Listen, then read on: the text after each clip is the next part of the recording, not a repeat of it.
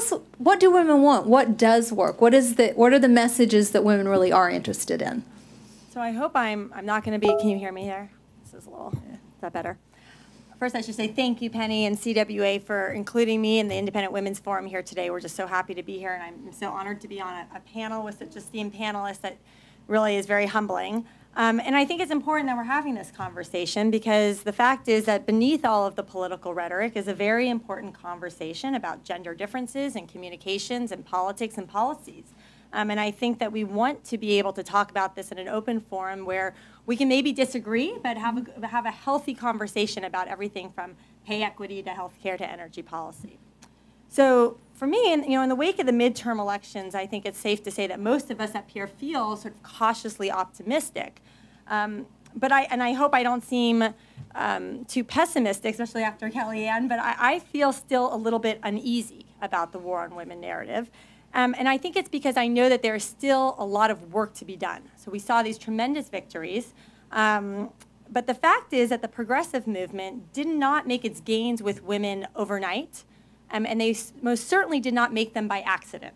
And so I thought I would start by backing up a little bit and giving a short story. Back in 1995, a political scientist who many of you are probably familiar with, Robert Putnam, he wrote a very important paper in which he sort of determined that Americans were, quote, bowling alone, that the civic organizations and the traditional social networks, from religious communities to the Rotary Club, were no longer the force influencing people's political decision-making and motivating them to the polls the way they had been in decades past. And so I think there was a sense of confusion over what was making voters tick. And at the same time that a number of political scientists were sort of debating this issue, two academics at Yale University, Don Green and Alan Gerber, set out to sort of discover, okay, what is it that's motivating people to the polls? What is making them choose certain candidates over others? What psychological forces, what messages, what tactics? They wanted a real-life look at get out the vote efforts, and so they partnered with a small but local chapter of the Connecticut League of Women Voters, and they executed one of the first political science field experiments in many years. They randomly assigned a pool of Connecticut voters to one of three conditions. So if you're familiar with a pharmaceutical drug trial, one group received a piece of mail, another a robocall, a third a visit to the door by a canvasser, and the fourth, or final group, the control or the placebo, received nothing at all. And what they discovered was that the mailer had very little impact, and the door knock increased turnout by more than 8 points. So I should say the call had no impact. But at that time, finding out that a door knock would increase turnout by more than 8 points was pretty shocking, and it was pretty impactful. And very quickly, Democratic political operatives began to realize that there were tremendous implications in this research, that by making very small changes to our tactics, to our messages, we could have massive impacts on political outcomes. So do you say 70% of women, or do you say 7 out of 10 women? Do you mail something 3 days before an election or 2 days? All of this was being carefully considered, and they soon began partnering with and recruiting academics to test and refine these efforts, especially as it pertained to attracting women voters. And I think what sort of comes clear is that this initial partnership with the small chapter of the League of Women Voters has now unleashed more than a decade and a half of rigorous research. And women's groups have been at the helm of that. They're testing now not just turnout techniques, but persuasion efforts. What is going to motivate women to the polls?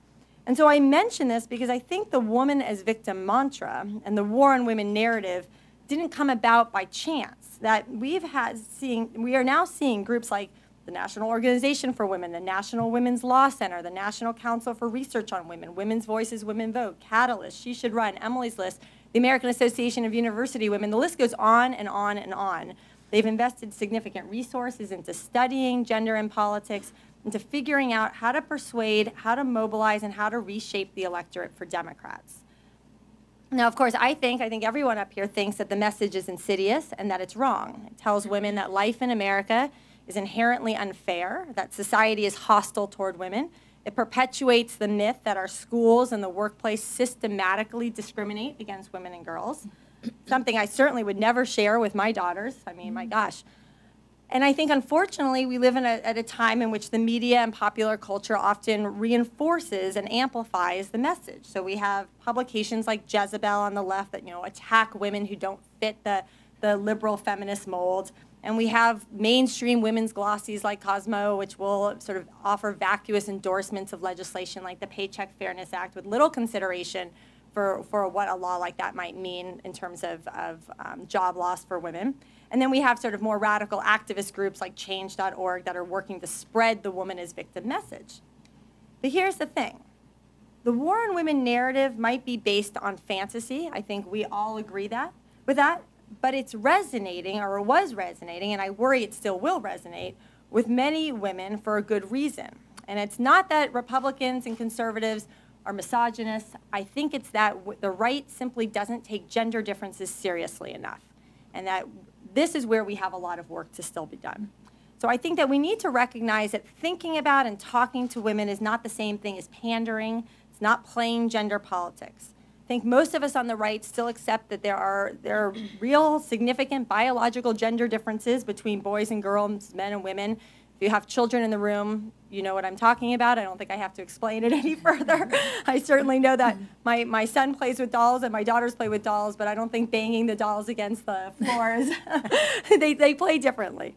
But in political discussions, our side usually ignores or denies that there's any difference at all in how a man or a woman might respond to a particular issue.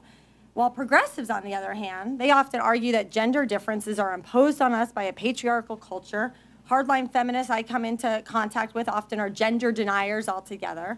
But when it comes to politics, they take gender seriously. They think very hard about how to persuade women that their policies are best. So I think if the right really wants to solve our women problem, and I'd say we still have one, we need to get beyond the idea that good communication is somehow pandering, the pandering that the left does. And I say that we're in a position of strength. We have nothing to apologize for. We're selling universal principles that are good for all Americans. And as Penny noted up front, we have a really positive story to tell about women and girls today.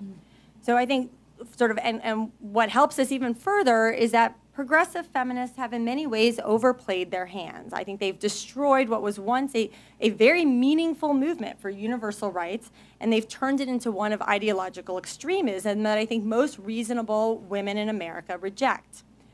So here's the thing. I am very optimistic about the future, and I am very pleased to see the results of the 2014 midterm elections. But I'll be realistic that we still have a 5-point gender gap nationally and an even bigger and perhaps more serious 16-point marriage gap that persists. The left still overwhelmingly wins those unmarried women, which is a growing segment of our population. And I don't know if, sort of younger members of the audience might not realize, but that in 1960, and as we were talking about over the weekend, Penny, the majority of single mothers were divorced, separated, or widowed. Only 4% were never actually married. Today, that picture is very different. Today, 44% of single mothers have never been married. And while many of them are working valiantly to try to take care of their families, sadly, most of those households are headed by an undereducated woman who's overworked with little flexibility and few options. And compared to her married peers, her average earnings are usually only about $23,000 a year. This, unfortunately, in my view, is Obama's Julia. These unmarried women are going to remain a critical voting bloc for Democrats, and our side simply has to do a better job speaking to them. The left is no doubt picking through the wreckage. They are designing research plans to readjust, to make their messages more effective. So here's my takeaway. I think public opinion can absolutely be influenced by those around us, by those in sort of elite circles. It could be the person at the head of the dinner table, or it could be the person on the news at night. Most people are turning to others for guidance on what to believe. And it's not because they're stupid, as Jonathan Gruber would suggest. It's because they're busy building businesses, taking children to school and activities, and living their lives, and I think that's a good thing. But I think our side gets too upset. We're sort of automatic, when people don't automatically understand why government-run healthcare is a bad idea, why raising the minimum wage would hurt the part-time working mother it's intended to help, why mandating paid leave sounds nice, but in fact will backfire on the women it's intended to help. So I think what we need to do is to realize that we have to continue to engage. We have to continue to give new information to people, because when you do, it disrupts their thinking. It makes people go out and seek out new information, and it makes them question their current views on issues. So I'll just end by saying that I think our recent victory is one to be applauded, but I think it's fragile. And now is the time to take gender differences seriously, to invest wisely, to build our own arsenals of information, and to hopefully take this moment to shift the conversation definitively away from progressive feminists. Thank you, Sabrina. Now, Carly,